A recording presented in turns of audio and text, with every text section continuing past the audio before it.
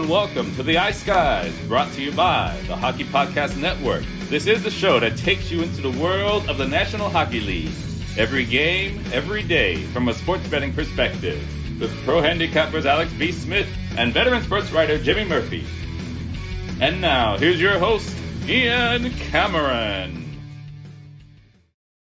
Welcome to the Ice Guys, presented by the Hockey Podcast Network. Monday, February 21st, holiday Monday on both sides of the border. It's President's Day in the United States. It is Family Day. I think there's a couple provinces that call it something else that might have the day off as well. But either way, there's a lot of people that are home today on a holiday. And as a result, we've got afternoon hockey on a Monday. We already have one game underway, Colorado and Boston. There's 4 more games still to come on this Monday slate, so looking forward to breaking those down. Ian Cameron, we've got Alex B. Smith and Andrew McInnis back with us on a Monday.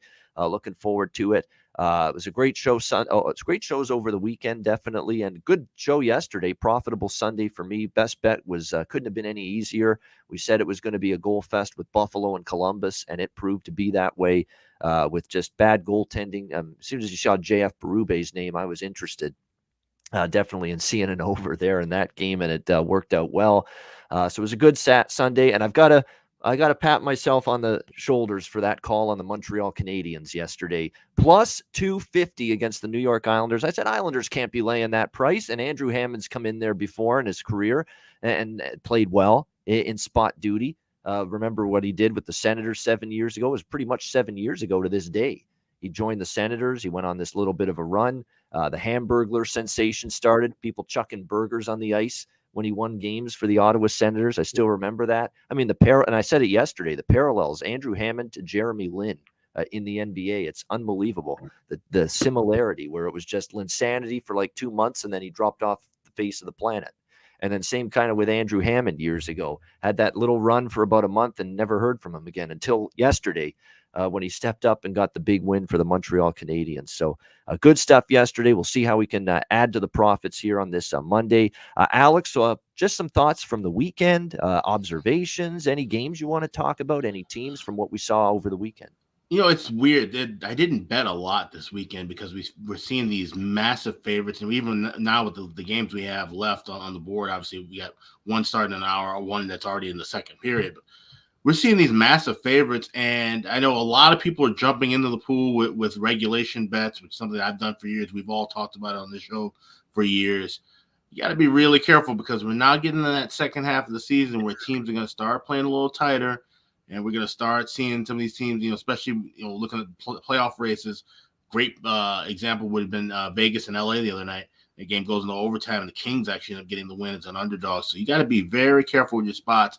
There's going to be some spots where you're going to see some big blowouts. There's going to be some other spots where you're going to start seeing those games going into overtime. So if you're grabbing that regulation, yes, it's better value, better price, but you got to know the spot because we're going to start seeing a lot more ties when teams both need points. They're not going to try and risk it, 5-6 minutes left in the game and walk out of there empty-handed. They're going to try to at least get a point in the standings. A good point. There's no question. You're going to see a lot more 3-point games, and it's obviously going to that's why it's so difficult for teams that bury themselves a hole and dig themselves a hole in the playoff race to come out of it. Like teams that are like 7, 8, 10 points back of a playoff spot with about a month or 2 months left. It's difficult to make up that ground because there's going to be so many teams playing 3-point games and trying to secure 1 point, if the game is close late in the third period. Andrew, how was your weekend? It was good, Ian. I enjoyed jumping on the show with you on Saturday. A couple of great guys with us as well. I was disappointed because Saturday I didn't like the card that much. At least I thought I didn't. I go on the Ice Guys show, and a lot of the plays I talked about did well. Unfortunately, I didn't bet all of them. The word lean was said too much from me out of my mouth, and those leans were the ones that came through. And that's never really fun. I mean, it's good to know that you're on the right page, but kind of stinks that way. But I just wanted to say, guys, kind of my own version of what Alex just said. You're going to start seeing, and I hate using all these cliche expressions, but letdown spots are a real thing right now because look at even Colorado. Look at some of these teams that are so dominant, and then certain spots they're going to just kind of play down their opponent's competition. We've seen that with Vegas. We've seen that with the Maple Leafs. We've seen that all the time with certain teams. And so if you're looking at these schedules, I honestly would be really worried about, for some teams, laying even the puck line or laying big prices, especially laying that first period puck line, because teams like Buffalo, Columbus, no matter who it might really be, even the Coyotes, those are the teams that are going to be wanting to just play spoiler, especially in that first period. So be careful. If the team you're betting on has just played 3 or 4 games in a row against really great teams, and all of a sudden they're playing a weaker opponent, might not be the best spot to just jump on them. Yeah, there's definitely that case. It's all about playing up or down to your level of a competition. We've seen that definitely today. And I'm just going to just give a little hint of what's coming on the show today. If you thought my call on the Montreal Canadiens at plus 250 yesterday was a shocker, I've got another shocker on tap today in the NHL. So looking forward to talking about that in just a little bit. I'm going to try to make it my goal to take if it makes sense, if I think it's overpriced, if I think the matchup is closer than the price indicates on the big favorite, I'm going to be looking at some big dogs moving forward. Not maybe one every single show, but I'm going to try to make a case for one. And I do have made a case for one later tonight or later today on this card. So looking forward to getting to that. Let's get into today's card. Let's start with a game that is probably about an hour and a bit away from starting, 3:30 p.m. Or actually 3 p.m. Eastern. It's about 40 minutes away from starting, top of the hour. Carolina Hurricanes, Philadelphia Flyers. We've got Carolina minus 235 road favorites, 6.5 the total in this game. This is not the big underdog that I have in mind on the card today with the Philadelphia Flyers. Look, this is not a great situation for Carolina. Let's start there. They played in Pittsburgh yesterday. Big win, physical game, intense game, back and forth. Carolina got off to a great start. Penguins rallied back, tied the game, and Pittsburgh Carolina went ahead 3-2. Pittsburgh tied it again. Pittsburgh, they went up 4-2. Pittsburgh made it 4-3. And then they tried to tie it, but they fell short. 4-3 was the final for Carolina. Big win in Pittsburgh.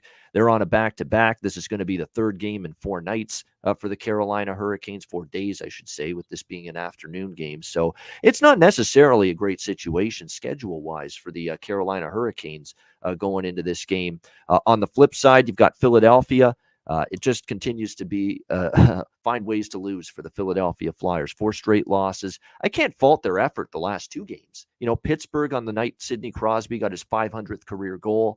Flyers played well at times. But when push came to shove, defensive breakdowns happened, shitty goaltending happened. And Pittsburgh ended up coming back and winning that game in overtime. Same thing with Washington. And I was on the over. Alex, I think, had the over as well. Capitals and Flyers in that game.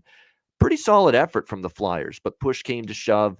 Bad goaltending, breakdowns when you couldn't have it. Washington ties the game, goes ahead 4-3, and then gets the empty net goal to make it 5-3. That's the issue with Philadelphia. They have these colossal blunders defensively just when it looks like they're maybe on the verge of winning a hockey game. And now they're playing a Hurricanes team that, in spite of the fatigue spot, in spite of the 3 and 4 days spot, they're putting up goals right now, 9 in the last 2 games for the Carolina Hurricanes. And now we get to see that a late scratch has happened for the Philadelphia Flyers for Carter Hart.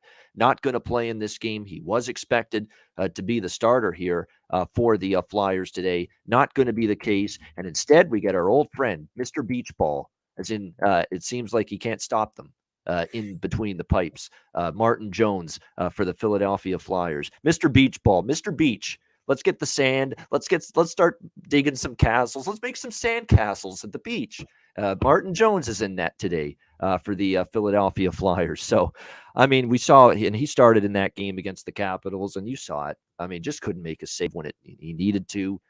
It's just absolutely dreadful for him, the run that he's on. He's pretty much good to give up 4 goals minimum in the majority of his starts lately.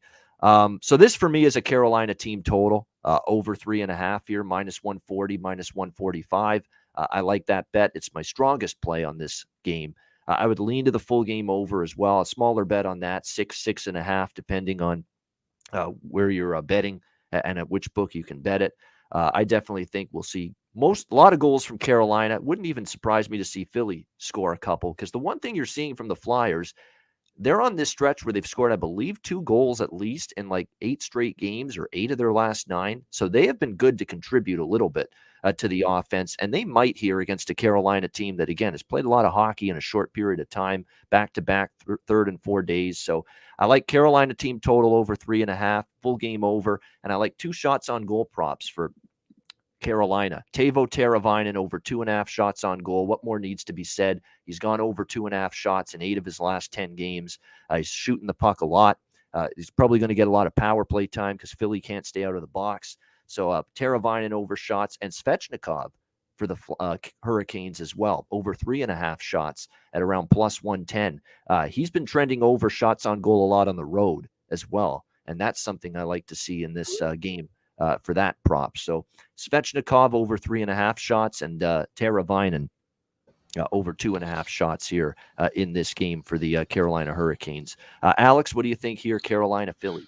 Yeah, you mentioned how this could be a tricky spot here for Carolina, the second of a back-to-back. That Pittsburgh-Philly road swing and being both day games on a Sunday, Monday. So that's a bit of an odd scheduling spot. We've also seen these two teams played, a day game that was going back in November and Black Friday. I feel like it was going to be a up and down game. I mean, the game was kind of a bit lower scoring than we expected, but still series-wise, 13-6 to the over the last 19 meetings. And you mentioned Mr. Beach Ball. I like that with Martin Jones. So having him in net and possibly a Carolina team that, like I said, could give up some goals here, and a Philly team that has scored 3 or more goals in 6 of the last 7 games. Like you said, they're giving them up, but they're also getting them in as well. So we'll make a frozen margarita on the beach, and we'll go with the over 6 for the full game. All right. Frozen margaritas sound good, even on February 21st. Sounds like a plan to me. Over the total for Alex. Martin Jones, 0-6, his last 6 starts, 4.43 goals against average. Is that good? What do you think? Terrible. Not quite. Andrew, what do you think here? Hurricanes and Flyers. I just want to say real quick, I just locked in over 5.5 plus 110 Colorado, Boston going on right now. Over 5.5. How about that live betting recommendation on the Ice Guys? Yeah. Colorado down 2-0. We got some Monday afternoon NHL action. I think we're going to see some more goals in this second period and hopefully a bigger third period. So quick little live bet there. But in this one here, guys, I'll be straight up. Carolina and Calgary, I put them together, made plus 110 2-teamer. I love those shots on goal props you mentioned there, Ian. Philadelphia is just a team that I get what you guys are saying, but even with the 4-3 win for the Pittsburgh Penguins, I know I mentioned quote for quote letdown spots at the start of the show. I just don't think Carolina is really a team we'll have to worry about that with. Brendan Moore does a great job of keeping his team locked, and they're not really a team that has just 3 or 4 guys that score. That's the best part about Carolina. So even if their top guys don't have a great night, I still feel like they can put up some goals and win this game. Obviously, give the goaltending edge. I think we've all made that pretty clear in this one. And that's what I've locked in so far, guys, to be honest. So just a 2-teamer, regular unit bet for me with just 2 teams together, Calgary and Carolina. All right, there you go. Calgary and Carolina, moneyline parlay for Andrew, and certainly Carolina playing great, and the team, and we'll get to that game next. Calgary's playing great as well. So moneyline parlay for Andrew in that, but with the on today's card rather with Carolina and Calgary. Speaking of Calgary, on we go. It's Winnipeg taking on Calgary. We've got Winnipeg, I've got these reversed here. Hold on. We've got Calgary minus 230. In this one, the total 6 pretty much across the board in this matchup. Boy, if it's Calgary plus 195, not Winnipeg plus 195, we'd be unloading on this one for sure. There we go. Calgary minus 230, total 6 in this matchup, Jets and Flames. So this is the dog. This is the dog that I have circled and I have bet today. The Winnipeg Jets, believe it or not, plus 195. This is a team that we're starting to see a very distinct performance pattern with the Winnipeg Jets of late. Elevate and play their absolute tails off and their absolute best against the best teams, and then fall flat against the weaker competition. And we have seen that basically on display for Winnipeg. You're doing something right if you're we know the Jets are capable, right? You just beat Minnesota twice in 2 weeks. That's 2 very impressive wins they had against the Minnesota Wild. But the problem is They get too overconfident, or they see a lesser foe coming into their building, or they play a weaker team on the road and they don't match that performance level. That's been a consistent problem for the Jets. And, they played Seattle and they beat Seattle after beating Minnesota at home, but they weren't all that impressive. They let Seattle hang around. They did what they had to get the win, but that was about it. Of course, against Edmonton, we know Edmonton's been playing terrific since the coaching change prior to last night, of course, when they were in a brutal spot against Minnesota, 5 games in 7 nights. And you could tell that team was just very, very gassed, fatigued, making mistakes all over the ice. But Winnipeg loses to that surging Edmonton team on Saturday, 4-2. I do like that the Jets battled back. They were down 3-0. They made it interesting, but fell short 4-2 in that game. And look, Calgary is on an absolute roll right now, 9 straight. This is more than anything else, a pricing situation. Let's look at these last 4 games for Calgary, which they've won against the Islanders, the Jackets, the Ducks, and the Seattle Kraken. Well, we saw the Flames about minus 220, home favorites against the Islanders. We saw them minus 265 against Columbus. Just those 2 games. Islanders and the Jackets. Jackets are struggling. Jackets aren't that great. They did win yesterday, but they played Buffalo. And the Islanders have been a mess for a long time. And we saw the Flames minus 220 against the Islanders, minus 265 against Columbus. Well, here they are in this game, minus 230 against a team that is not complete garbage, a team that is very capable. And when you look at this matchup here, Winnipeg's done well recently head-to-head against Calgary. They really have. They've been a tough team for Calgary to deal with. And look, Calgary could have beat Seattle 6-1 Saturday night, even though that game finished 2-1. They outshot Seattle. They had a bunch of chances. They hit a couple posts. Grubauer was terrific in net. They missed a couple of wide open nets as well. But I also want to make note of the fact that even though Seattle didn't have a ton of shots on goal, a lot of their shots were very high danger, as in extreme high danger. And Markstrom had to kind of bail them out in those instances. So even though it was a low shot volume game for the Kraken Saturday night, they had a boatload of real quality looks and chances on goal in that game Saturday night. So to me, this is a price play, kind of like the way I felt with Montreal yesterday. It's just too much now to be putting Calgary out there minus 230. If they priced this game 4 weeks ago before Calgary shellacked Vegas, and which is what kickstarted this terrific run for them, they're laying minus 140 or 50 here, tops. All right, that's what they're laying in this game. They're not laying anywhere close to minus 230. So, and the one thing about Winnipeg, 4-0 off a loss, their last 4 games. We've gotten good efforts from them off a defeat. So this is a price play for me. It's just too heavily priced toward Calgary. They're obviously a freight train right now. It's not easy to get in front of it, but I'm going to try to today with Winnipeg here, plus 195, even plus 200 in a couple spots. And I like this game over the total as well. I think you're going to see that. Both of these teams have played a shit ton of games in a condensed period of time. I think you're going to see blunders. I think you're going to see mistakes. I think you're going to see turnovers in this game. Chris Otto is thinking what I'm kind of thinking too. I could see a first period, both teams to score in this game at a very tantalizing price, plus 175 Good for sure. Very good price in that. So I definitely like goals here in this one, Jets and Flames over. I think for the Jets, it's 7 games in 10 days. And I think for the Flames at 6 games in 10 days. So it's a lot of hockey for these two teams lately. I think you see it show up, and mentally, physically, you're making mistakes, you're coughing up the puck, and you're giving up prime chances to the opponent. So I like over the total, and I'm taking my shot here today. This is my dog of the day, I guess you could say. Winnipeg plus 195. Hey, St. Louis on Saturday was, a dog that I recommended, cashed in. Montreal yesterday. See if we can strike again here today with Winnipeg. Not easy. I'm going up against an absolute juggernaut at the moment, Calgary, but I'm going to take my chance here. Alex, what do you think here? Winnipeg, Calgary. Yeah, I'm going to stay away from the side in this one. And you make a great case, obviously, to back Winnipeg here with that price. But this is a Calgary team, as you mentioned, 9 in a row. They're just on an absolute tear. You look at their schedule, you still got a lot of games left at home. This is the end of a homestand, and then they go on the road for a single spot and they come back. They're just in good momentum and good form right now. It's a team that I did not think would be near the top of the Pacific Division going into the end of February for sure. definitely gonna get crushed for having that under 92 points. That's gonna fly over. But as far as this game goes, I like the first period over. It's at $1.40, which is kind of my cutoff range. So I'm gonna wait and play it in game, try to get it a little bit of a better price, and I don't have to wait too long for that. And you don't want to wait too long anyway, especially with Calgary. They've been on a nice run to the first period over as of late. But like I said, it could definitely see where both teams score in this one and go back and forth. So I'll lean with the full game over as well, but I like that first period over a bit more. If you like to lay $1.40, it's fine. But I'd suggest waiting a couple minutes in game and getting a better price. All right, great stuff. Kyle Connor shots on goal and Scheifele for the Jets. Shots on goal scorer props for the Flames. Elias Lindholm, how do you not? It's an incredible goal-scoring streak for him.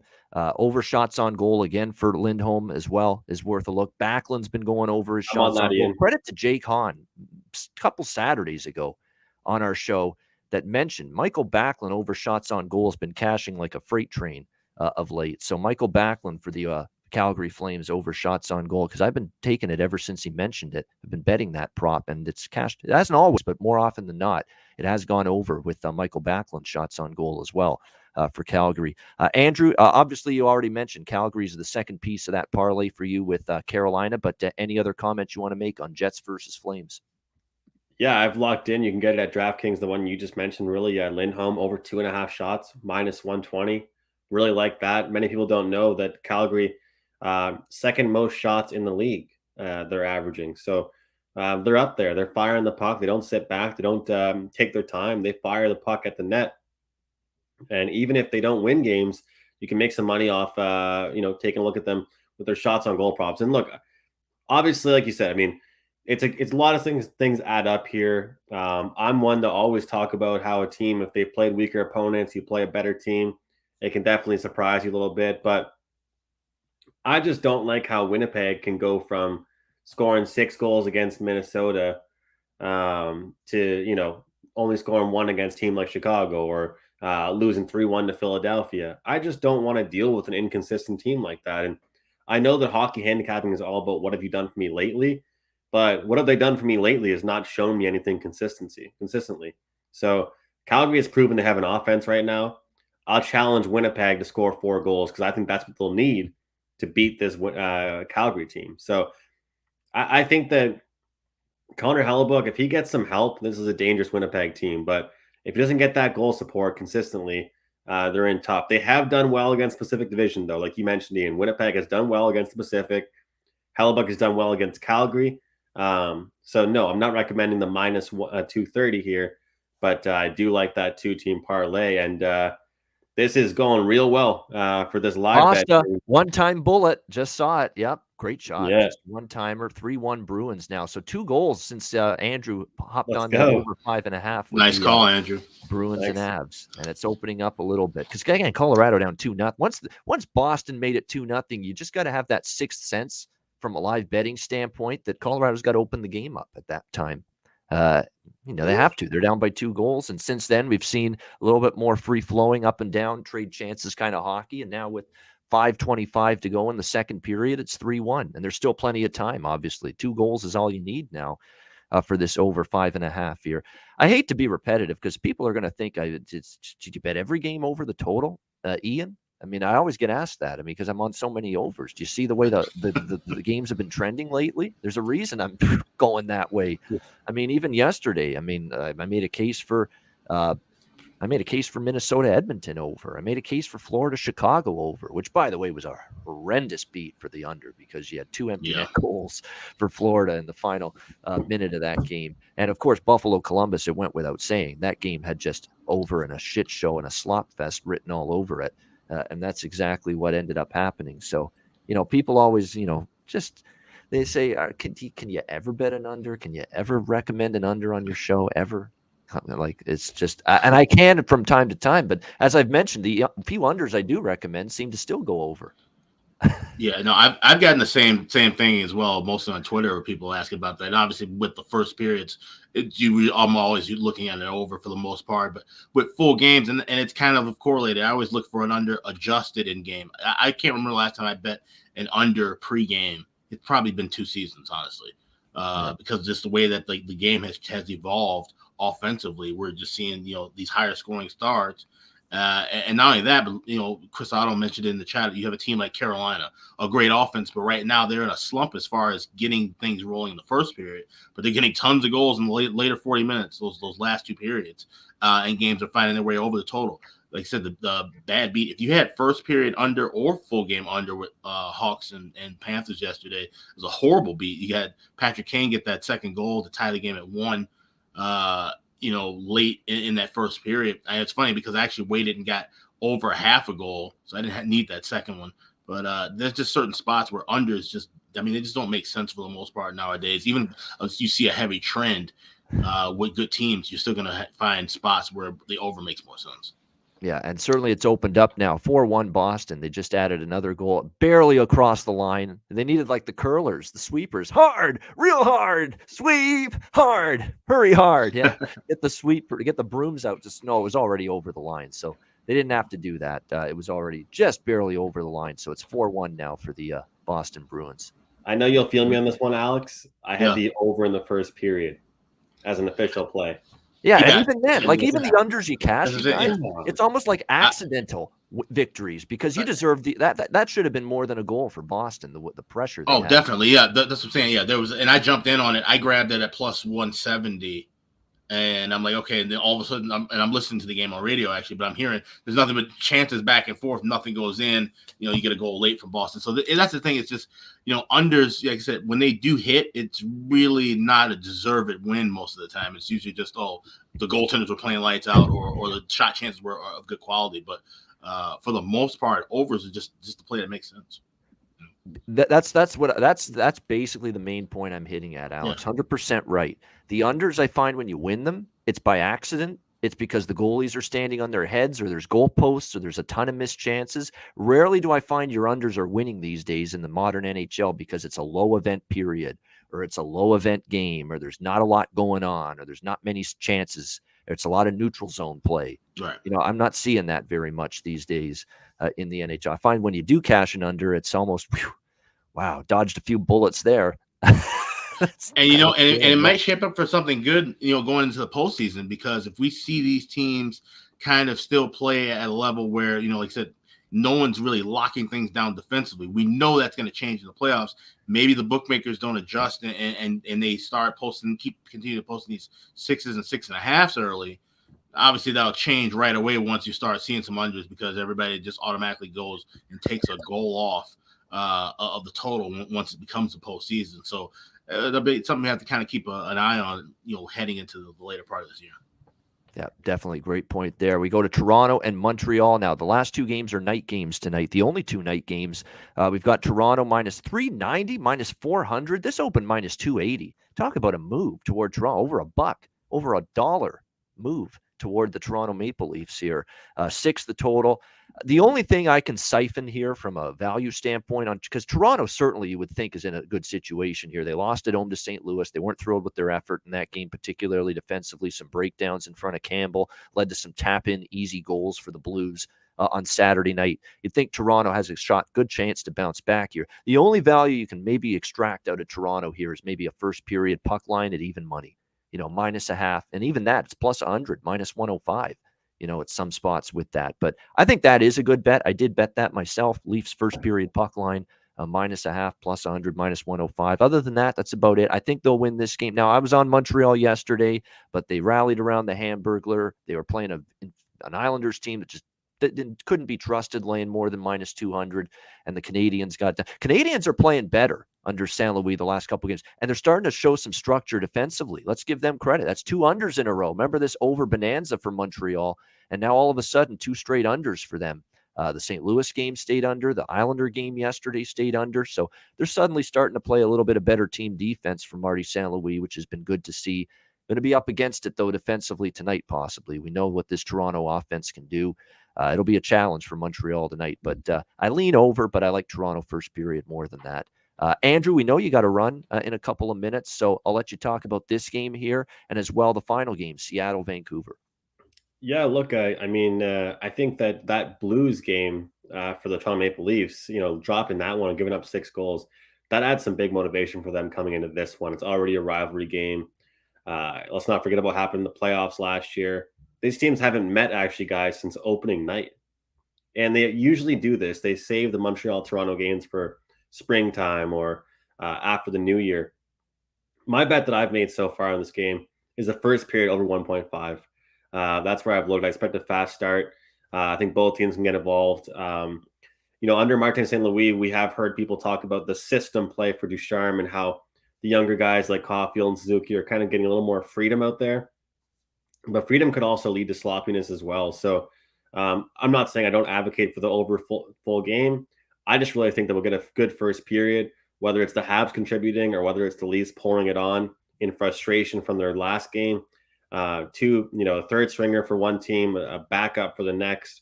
I think we're going to get an over in the first period. So that's all I've played so far in that one, guys. Last game of the night, this is just a lean. No action really yet so far. I think Canucks and Seattle can go under. And if I actually was playing a dog today, the Kraken would actually be my dog tonight. I feel like the dog would be barking in that game.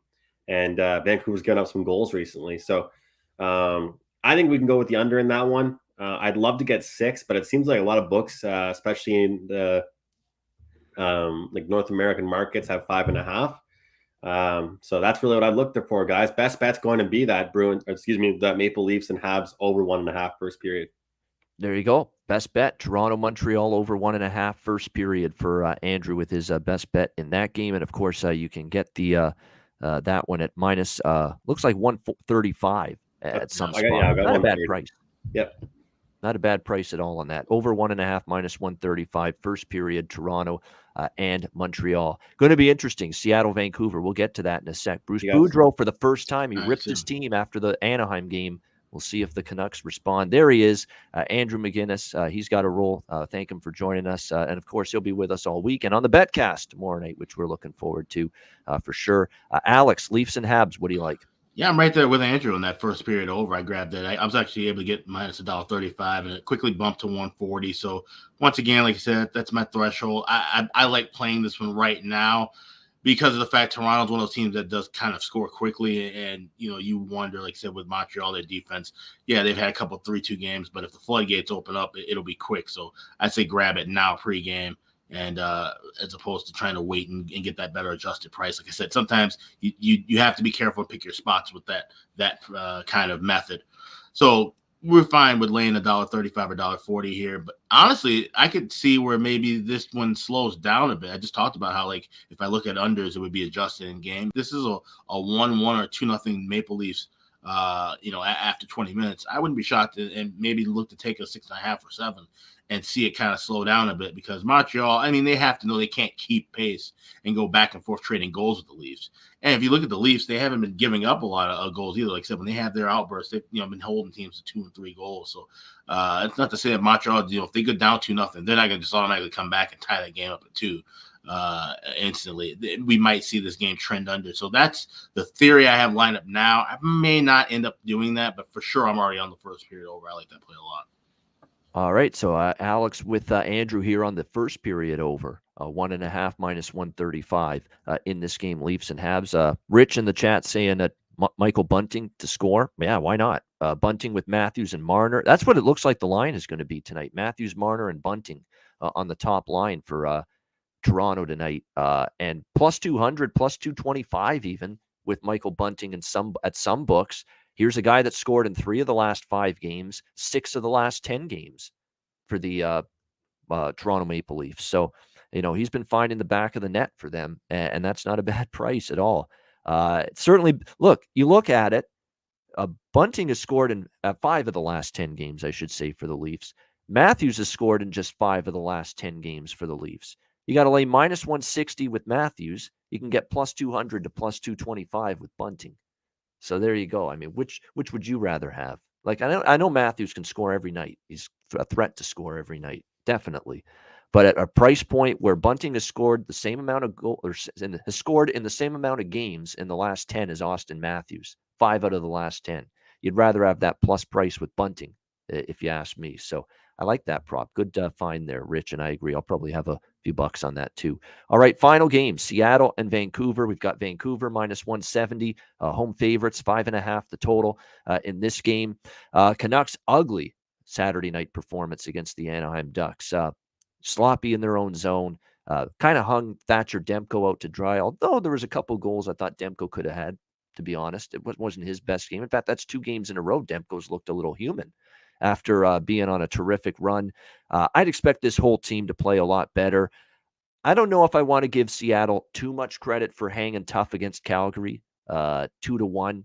Because if you watch that game, Calgary controlled it. They had the puck most of the night. They heavily outshot Seattle still, if not for some goalposts. And Grubauer played one of his better games. And there were some wide open nets. Tkachuk missed one. Gaudreau missed one. Lindholm missed one, even though he did eventually get a goal. And Rasmus Anderson, the blue liner for Calgary, he was on a 2-on-1 rush, and there was a wide open, a yawning cage, as Doc Emmerich would say, and he just could not put it in. It was a wide open, gaping net, and he shot it completely wide. I mean, there were a bunch of just prime scoring chances that Calgary missed out on against Seattle in that game. So I don't know if I want to give the Kraken too much credit for, you took Calgary down to the wire, that Red Hot Flames team. I don't know about that. Could have been 6-1 if Calgary is just more clinical, to use a soccer term, and surgical finishing around the front of the net. So definitely something to keep an eye on here. Bruce Boudreau has been very nice with his team so far. He's been complimentary. He's been, trying to be that nice teacher that's going to give you a pat on the back even when you screw up. Not after Saturday night. First time we've really seen Bruce kind of crack the whip. It was not. He said, we got to get over our woe is me attitude. You cannot get that much down and disgruntled and distressed and play that poorly when something goes wrong against you so early in the game. They gave up that first goal in the first minute, and they never rebounded from that. So it was kind of that first tongue lashing that Bruce Boudreau's given his Vancouver Canucks team since he's been the head coach there. So I would expect a much better performance from Vancouver. I do like them in regulation here. Obviously, that's the way you got to go if you like Vancouver, because you don't necessarily want to lay minus 170 here with the Canucks in this spot. But I think they're sitting on a very strong effort here, coming off that debacle 7-4 the other night against the Anaheim Ducks. So I like Vancouver here, and you can get them minus 110 in regulation. So that's a pretty solid price. I expect their best. The one thing about Seattle is, their goaltending from Grubauer was better. I'd expect he'll be in net tonight as well, but still having trouble consistently generating offense. That continues to be a problem. So I'd expect Vancouver to bounce back here. I like them in regulation. Demko's already been confirmed as their starting goaltender tonight. And by the way, I didn't mention it in the Toronto-Montreal game, but your goaltenders there are going to be Peter Mrazek for Toronto. They're going to give not Frederick Anderson, the ex-Leaf. He will play today for Carolina. They're going to give Jack Campbell the rest tonight. So it'll be Peter Mrazek for Toronto. And obviously with Montreal on a back-to-back, Andrew Hammond started yesterday. It'll be Samuel Montembeault in net for them tonight against Toronto. Alex, what do you think here with Seattle and Vancouver? The more I look at it, the more I like this first period over as well. Vancouver's been trending in that spot with 4 in a row. And like you said, they're giving up goals, they're scoring goals. And the fact that Boudreau, like you said, kind of cracked the whip a little bit and getting on these guys, trying to shake them up and wake them up a little bit against a Seattle team that we know for the most part has been kind of porous defensively. And this is definitely one of those, I thought for sure when they announced Seattle was getting a team a couple of years ago, I'm like, wow, well, the big rivalry should naturally be Vancouver. These are two cities that historically do not like each other. So far, Vancouver has gotten the best of Seattle in the first 2 meetings. So you wonder if Seattle, we're going into enemy territory, division game. Maybe they'll try to get riled up to get a win against their natural city rivals. Something that yet to be seen yet. But this is a Vancouver team that just kind of floundering up and down. I just feel like at some point we're going to see them kind of take that step down, much like San Jose's done, where they're going to kind of play themselves out of the playoff picture eventually. So this is a big win for them. If they're going to stay afloat, you got to win this game. And for Seattle, just, at this point, they're kind of playing for pride most of the second half of the season. I think this is a win. So this is a game where both teams should be geared up. I think we should see some goals early. So I like this first period over. You can get it cheap as $1.15 or even $1.20. All right, Alex, liking the first period over here with Seattle and Vancouver. There are some injuries on the blue line for Vancouver. Kyle Burrows, they've already obviously got injured Saturday night. They obviously been without Tucker Poolman for a while. And the big one is Oliver Ekman-Larsson Saturday night. He left that game due to injury in the third period. Boudreau said he didn't have an update on Ekman-Larsson's status after the game. It looked like a leg or a knee injury, to be quite honest. Day to day, I don't think he'd play tonight, although he hasn't been ruled out tonight yet either. So we'll keep an eye. Maybe pregame skate, we'll know for sure his status, or as Don Cherry would call him, Oliver Lossum Tossum. We'll see if he's able to suit up and be on the ice for the Vancouver Canucks tonight. But you're always. I'm just saying probably not, because it's it's a leg injury, it's a knee injury. I don't really envision him being able to return tonight, but we'll see closer to a puck drop on that. So that is concerning. I mean, I don't know if more Brad Hunt and Luke Shen is a good thing on the blue line for the Vancouver Canucks. You're talking about, mid defensemen that are just, they're plundering. They're basically, they're lumbering defensemen. They're not exactly loaded with foot speed, either of those two guys. So we'll see if they have to get more minutes. Could be a little dicey for Vancouver. But the good news is I expect them to be very structured tonight after giving up 7 to Anaheim, hanging Demko out to dry. So even with the defensive injuries, I'd expect a tighter back end for Vancouver. And it's not like Seattle's one of the better offensive teams in the NHL. So we'll see how that one plays out tonight, Seattle and Vancouver in the late night hours. Great stuff with Alex B. Smith and Andrew McInnis here on the Monday edition of the Ice Guys. We've got lots coming up this week. Tomorrow is a big day for the show. We're going to have our regular daily show, 2 p.m. Eastern, breaking down the Tuesday card, 6 games. And we're going to have Cheshire Cat, a special guest, joining us tomorrow on the show. And we're going to try to work in a weekly, like during the Monday to Friday shows, a weekly special guest involving a viewer or listener of the show. It would be great, just to make you feel like we want to include you in the show. We always try to make it a family event here at the Ice Guys. So we're definitely going to look to try to get some of our viewers and listeners on the rest of the season as special guests. I definitely have already sent out a message to Chris Otto, too, to join us in the near future. We're looking forward to having him hopefully be able to find time to join us on our daily show. A bunch of anyone else, too, that's we could even bring, Rich H on the show, who's in our chat every day. Anybody, MDR, Miss Danica, go on down the list. Anybody that wants to join the show as a special guest, help us break down the card. The door is open. So just contact any one of us, and we'll make sure we get you on. We'll try to do a weekly viewer, listener, special guest spot here on the Ice Guys show. All right, let's talk DraftKings Sportsbook, official sports betting partner, of course, of the NBA and NHL. The NBA is back Thursday. New customers can bet just $1 on any NBA team, get $150 in free bets if they win. It's that simple. If DraftKings Sportsbook isn't available in your state yet, you can still take your shot at a big payday. Everyone can play for huge cash prizes with DraftKings daily fantasy basketball contests. DraftKings is giving all new customers a free shot at millions of dollars in total prizes with their first deposit. Download the DraftKings Sportsbook app now. Use promo code THPN.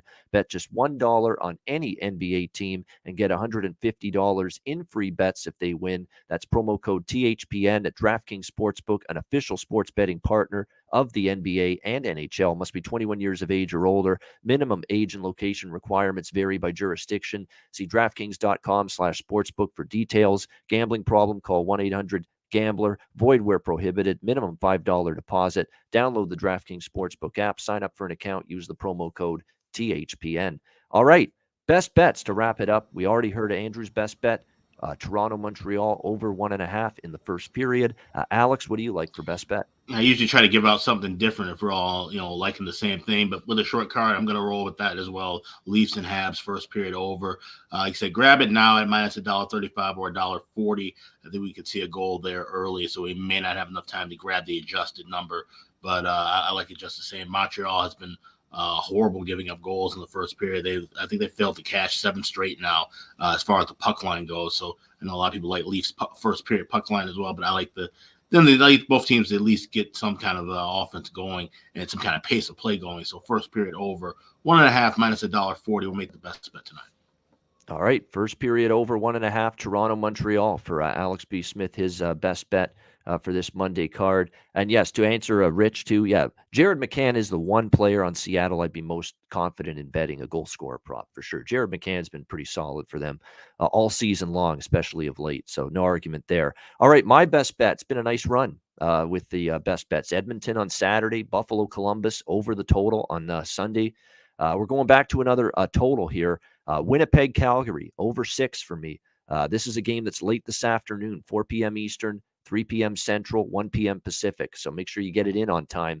Winnipeg, Calgary over 6. I also have a smaller bet on the Jets. I think they've got a shot in that game as a big underdog, but we'll go with Winnipeg, Calgary over 6 for my best bet for this Monday NHL card. And that'll wrap up this edition of the Ice Guys. Thanks to everyone in the chat for joining us. Big Tuesday on tap, daily show 2 p.m. Eastern with special guest Cheshire Cat, and then the Betcast 7 p.m. Eastern. You know the drill. 6 games on tap, live betting, shoot the baloney, shoot the shit on the air with everybody joining us on the stream. Bring your favorite adult beverages. We're going to have a lot of fun again and try to make some money again on a Tuesday night with the Ice Guys Betcast starting at 7 p.m. Eastern. A reminder, the Ice Guys is live 7 days a week, Monday to Friday, 2 p.m. Eastern, Saturday and Sunday, noon Eastern. And if you can't watch the show live, download the Ice Guys podcast in audio form on all major podcast platforms, Google Podcasts, Apple Podcasts, Spotify, Stitcher, and iHeartRadio. Download the Ice Guys podcast when you can't watch the show live. For Alex B. Smith and Andrew McInnis, I'm Ian Cameron. Have a great Monday night. Enjoy the rest of your holiday Monday. Enjoy the games and good luck as well. And we will talk to you again tomorrow on Tuesday for another edition of the Ice Guys presented by the Hockey Podcast Network.